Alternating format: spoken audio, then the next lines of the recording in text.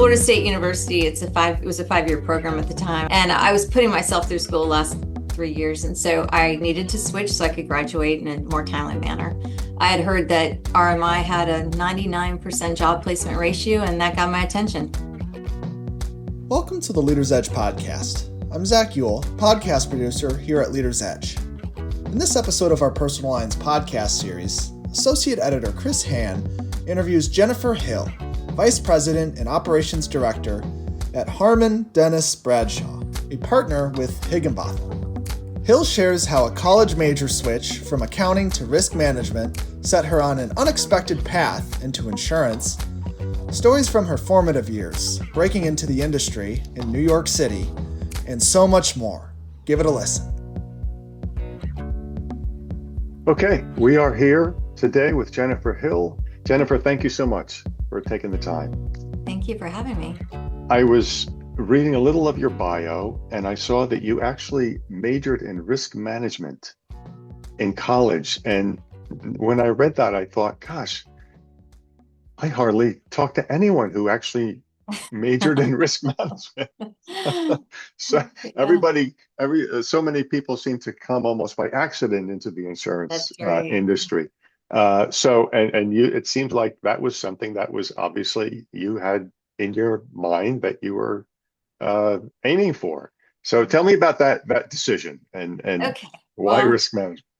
Well, I can't say that I was that smart to choose it, because really I was an accounting major originally at Florida State University. It was a 5-year program at the time. It probably still is. And I was putting myself through school the last 3 years. And so I couldn't afford that. And I needed to switch so I could graduate in a more timely manner. I had heard that RMI had a 99% job placement ratio, and that got my attention.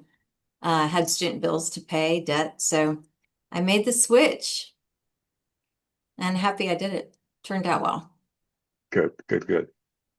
And I read that you worked for a while in Florida and then moved to Marsh McLennan up in New York. Yes. That had to be quite a change of everything. It was culture shock in a good way, though. Tell me about that transition. Yeah, well, it was a great learning experience. Marsh is an incredible company. I learned a lot, and I just living in New York City was something I knew I wouldn't be able to do once I was married. So I was still single at the time and early in my career, and decided it was the best time for me to take this jump, and it turned out to be a good one. And I loved New York. The energy is incredible. And the accounts I worked on were huge household names. It was a great experience. I'm going to back up. Tell me about growing up in Florida. Where did you grow up? Yeah, until I was 9, I grew up in West Palm Beach, Florida. Okay. Yeah. So wonderful beaches and family around all the time. And that sounds rather idyllic. Yes. Just those words, West Palm Beach, Florida. What? Tell me about growing up in West Palm Beach, Florida. Well, it was wonderful. My mom's full Italian, so my Italian grandparents were there, and I got to spend a lot of time with them. The beaches, went to the beach every weekend pretty much, and it's an incredible place. Loved it. My grandmother was a big influence on me, so having her around, she actually took over. My grandfather had an insurance agency. It was a traveler's insurance agency. And he had 3 heart attacks in his 40s. So she had to step in, though, and run it, and got her license and ran it so he could recover from his heart attacks and not endure any stress. And so seeing all that was a great opportunity to see her in action. Wondering if their experience in insurance had any impact on your decision to go in that direction. It may have subconsciously. I know when I had spoken with my parents about making the change from accounting to insurance, my mother was quick to give her 2 cents that, well, it worked out well for your grandparents. They later did sell the agency and said that it's in your blood. So I guess they're right. Um, your favorite class in high school? My favorite class in high school. Um, Gosh, probably math. I love math. Okay. Thus the accounting aspirations. Yes. Uh, childhood heroes. I would say childhood, probably my grandmother. Um, just seeing that she had to be the sole provider of the family at a young age, relatively speaking, and in those days, very not very unusual to have done that. She really saw it as a way to make sure that my grandfather stayed around and kept living to be there for his family. So um, at the time, I mean, she was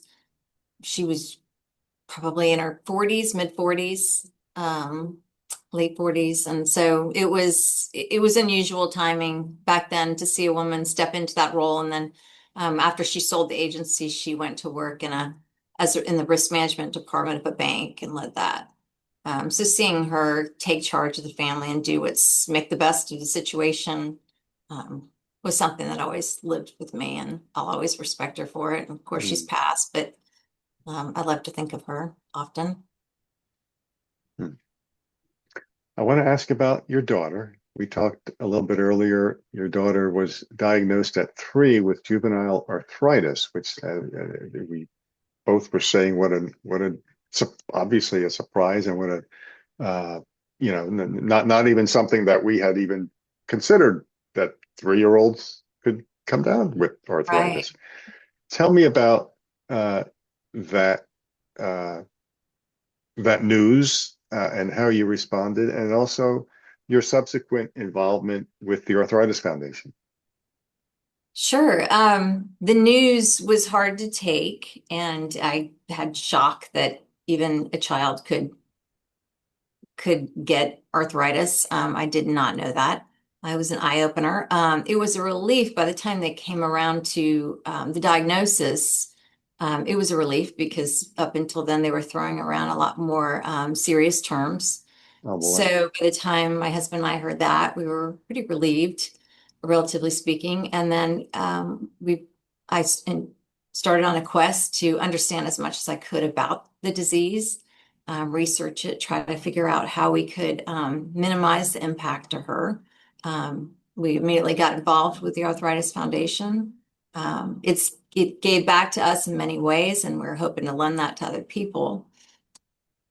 Um, so I think after that, getting involved in the Arthritis Foundation was simply something that seemed normal and the most expected thing to do, and help other newly diagnosed families as well, especially mothers, dealing with it and how to best care for their child and really just be supportive to them as they navigate the process. And then seeing my daughter as a 21-year-old now giving back in the same way as a facilitator of many of these connect groups across the nation, connecting with young adults and attending the JA Family Summit recently in Indianapolis was a humbling experience, and it was wonderful to see her follow my footsteps there. You moved from New York to Montgomery, Alabama. You said your husband is a native Alabamian. Yes. That also had to be something of a transition. Tell me about that move. That was a culture shock, definitely. I looked around and thought, oh, I'll just transfer. They proposed that I don't like New York. Can we please move? I said, okay, sure. How different can it be? I'll just transfer. Well, Marsh didn't have an office here. Not Aon didn't. So I thought, okay, there's these small agencies. I don't understand what those are because I had worked only for Sedgwick, James, and Marsh at that point. I didn't know anything about the independent agency system. I just didn't. I was in my 20s and just ignorant. And so I decided through a friend, someone had told me about a couple of agencies. I interviewed a couple of different places and settled on where I am now, Harmon Dennis Bradshaw at the time. It was Harmon Cohn. And it turned out to be the best decision I've ever made. What would be, to the average New Yorker, what would be the most surprising thing about Montgomery, Alabama? Most surprising thing. I would say that we have quite a bit of culture here with the Alabama Shakespeare Festival. That is world renowned, really, and it's a wonderful place to have go see a play. I think that they would be very impressed. Have you had a most influential business mentor? I wouldn't say business mentor. I did have a favorite professor that at FSU's are my program, Dr. Richard Corbett. He steered me towards the insurance agency side. Um, I was leaning towards the insurance company side when I graduated. And he lined up actually the interview for me at Sedgwick and said, I really feel like you have this is a great avenue for you. And I owe him a lot. He helped me in many ways. He's my mentor through my parents were going through divorce in college. It was a hard time. And he was there for me for kind of steering my career a little bit, helping me make that Wow. decision. And it turned out to be a very good decision. Is there a business leader in any industry? One of the business leaders I really admire is Barry Harmon, and he's actually the founder of our agency. He's now, I want to say 82, and he still comes in every day. Wow. Uh, he works every day, stays sharp, still travels all over the world. At least once a month, he's going to some far remote place. Wow. And so he still enjoys life. He still gives back. He's always giving back to the community, giving back to employees, and also he has that still that strong work ethic that I really respect. If you could change one thing about the insurance industry, what would it be? I think we have a terrible reputation. I think it's hard when I talk to individuals and they just hate insurance. I almost don't want to tell them what industry I'm in. And of course, a lot of times that is steered by their own personal experience or their loved one's experience with insurance. Maybe their health insurance or personal lines insurance, and some of it is justified. It's just I think that they're not thinking about the fact that they couldn't have their way of life without the insurance, and it's there to protect. And yes, the insurance companies still have to make a profit. That's the way it is.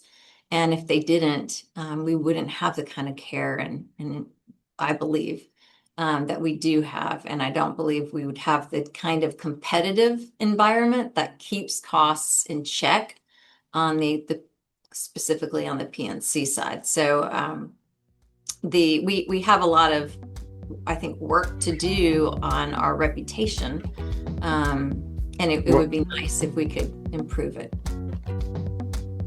That was Associate Editor Chris Hann interviewing Jennifer Hill, Vice President and Operations Director at Harmon Dennis Bradshaw, a partner with Higginbotham. I hope you enjoyed it. For more episodes of our Personal Lines podcast series, please subscribe or go to leadersedge.com.